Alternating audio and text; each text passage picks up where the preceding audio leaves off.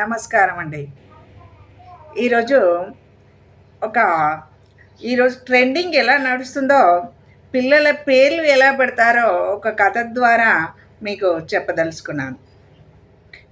గర్రెపల్లి అనే ఊర్లో గంగయ్య అని ఒక భూస్వామి. ఆయనకు 3 పిల్లలు.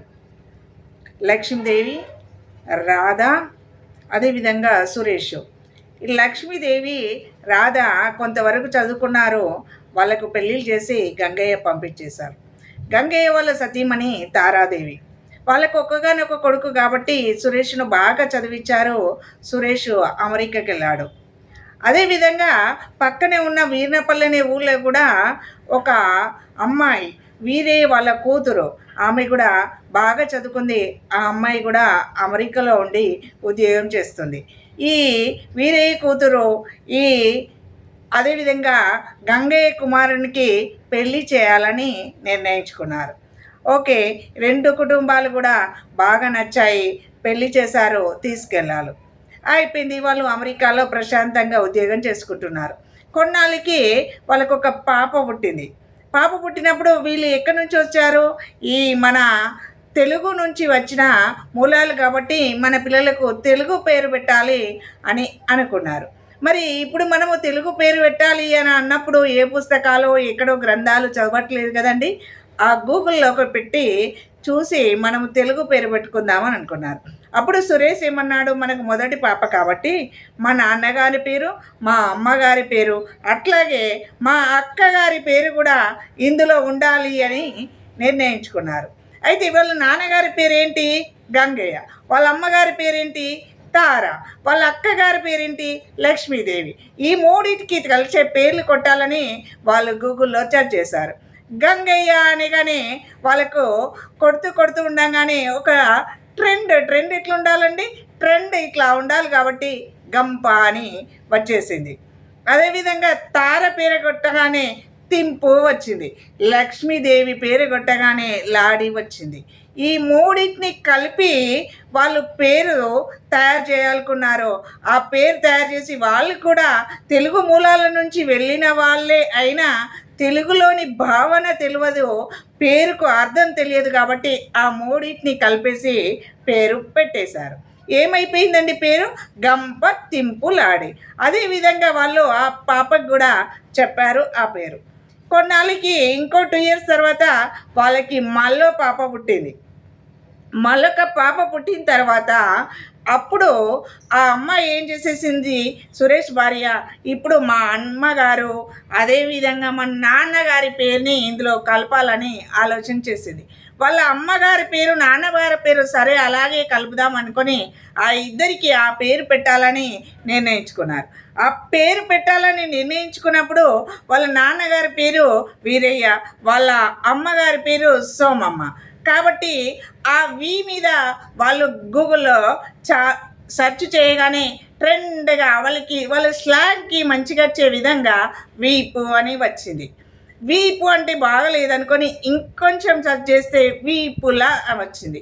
వీపులా దాన్ని సెట్ చేసి వాళ్ళు మళ్ళా సోమమ్మ పేరు కూడా కొట్టడానికి ట్రై చేశారు. కొట్టగా సోసు కలిసి అది సొన్నారిగా మారింది. అప్పుడు ఆ పేరుని వాళ్ళు పిక్ చేసి ఆ అమ్మాయికి ఆ నేమ్ పెట్టేశారు, ట్రెండ్గా వీపుల సొన్నారి అని. అది పిక్ చేసేసారు. ఎందుకే వాళ్ళకి తెలుగు తెలుసు కానీ తెలుగు భావన దాని యొక్క అర్థం తెలియదు కాబట్టి ఆ పేరు కూడా పిక్ చేశారు. కొన్నాళ్ళకి ఇంకో 2 years తర్వాత వాళ్ళకు ఒక బాబు కూడా పుట్టాడు. వాడికి కూడా మనం ఎంతో ట్రెండ్గా మా అమ్మ నాన్నలు, మీ అమ్మ నాన్నలు సంతోషించేటట్టు, మన తెలుగు వాళ్ళు మెచ్చుకునేటట్టు వీనికి పేరు పెట్టాలి. అందుకని మా అమ్మ నాన్నల పేరు పెట్టాము, మీ అమ్మ నాన్నల పేరు పెట్టాము. ఇప్పుడు మాత్రం ఖచ్చితంగా మీ గురువుది, మా గురువుది పేరు పెట్టాలని నిర్ణయించుకొని వీళ్ళ గురువు సురేష్ గురువు, ఆయనకి ఇష్టమైన గురువు లక్ష్మారెడ్డి. అదేవిధంగా ఆ అమ్మాయి సురేష్ భార్యకి ఇష్టమైన గురువు ప్రొఫెసర్ శర్మానంద్. ఈ ఇద్దరి పేరుని కలిపి పేరు పెట్టాలని నిర్ణయించుకున్నారు. ఈ అమ్మాయి పేరు లక్ష్మారెడ్డి పేరుని వాళ్ళు కొడుతూ గూగుల్లో ట్రెండ్గా వెతికి ఏం చేశారంటే లాని కొడుతూ పోతే వాళ్ళకి లక్కాకులా బాగా అనిపించింది. లక్కాకులా ఫిక్స్ చేశారు. ఇక ప్రొఫెసర్ శర్వానంద్, ఈ ప్రొఫెసర్ శర్వానంద్ అదేవిధంగా ట్రెండ్ ప్రకారంగా గూగుల్లో కొడుతూ సెర్చ్ చేయగానే వాళ్ళకి ఓ ప్రొఫెసర్ అనే పేరుతో కొట్టారు కాబట్టి ఈ ఎస్హెచ్ కలిసి పోషానిగా మారిపోయింది. అప్పుడు వాళ్ళు ఆ పేరుని లక్కాకుల పోసానిగా ఫిక్స్ చేసేశారు.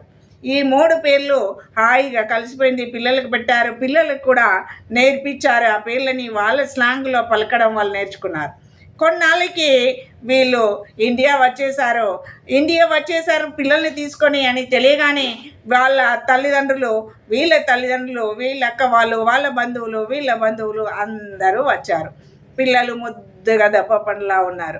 పెద్దమ్మాయిని పిలిచి వాళ్ళ తాతగారు అడిగారు, గంగయ్య అమ్మ నీ పేరేంటిదిరా అంటే వానికి ఒక నేమ్ అనే పదము, పేరు అనే పదం మాత్రమే నేర్పించారు వాళ్ళు. ఇంతగా తెలుగు ఏం రాదు, సైగలు లేకపోతే వీళ్ళు చేసే ఆహార్యాన్ని చూసి వాళ్ళు మాట్లాడడం.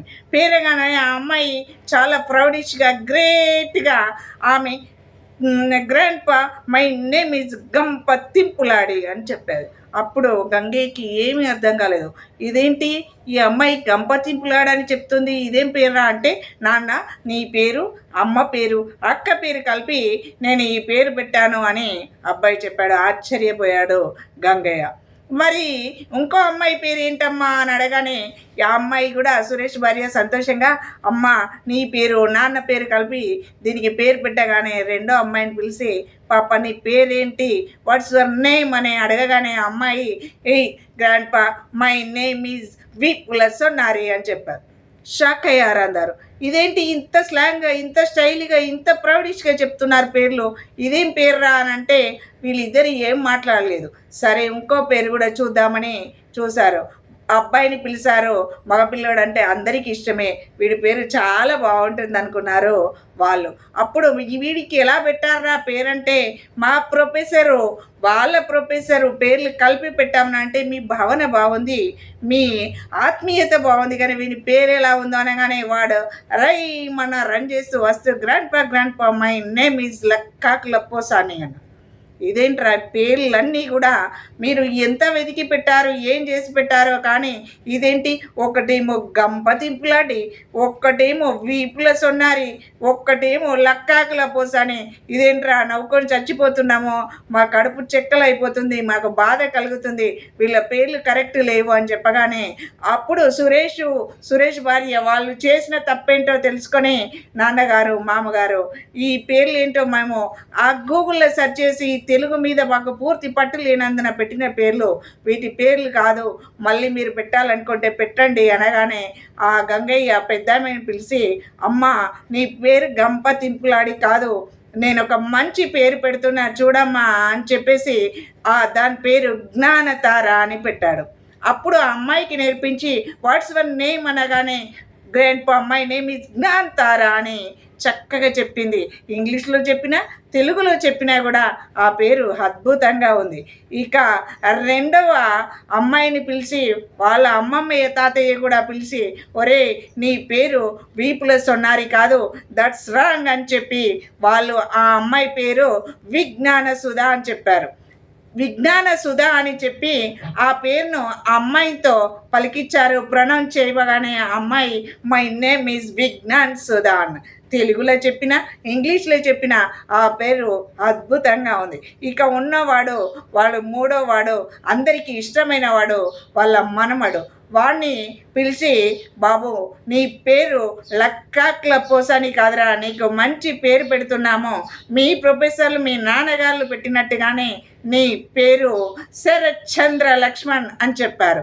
వాడిని అడగగానే, బాబు నీ పేరేంట్రా అని ప్రాక్టీస్ చేపించి చెప్పగానే మై నేమ్ ఈజ్ శరత్ చంద్ర లక్ష్మణ్ అని చక్కగా చెప్పాడు. చూడండి మన తెలుగు ఎంత అద్భుతం, వాళ్ళు ఏ స్లాంగ్లో పలికినా మన పెట్టిన పేరుకు చాలా అందంగా ఉంటుంది. ఆ గూగుల్లో వెతికి మనం ఏం చేసినా ఆ పేర్లు చూడండి అందరూ నవ్వుకునే విధంగా గంపతింపులాడి, వీపుల సొన్నారి, లక్కాకుల పోసాని అందరికీ నవ్వి తెప్పించేవిదే కదా. అందుకే ఎప్పుడు కూడా భాషతో పాటు భావాన్ని కూడా అర్థం చేసుకోవాలి.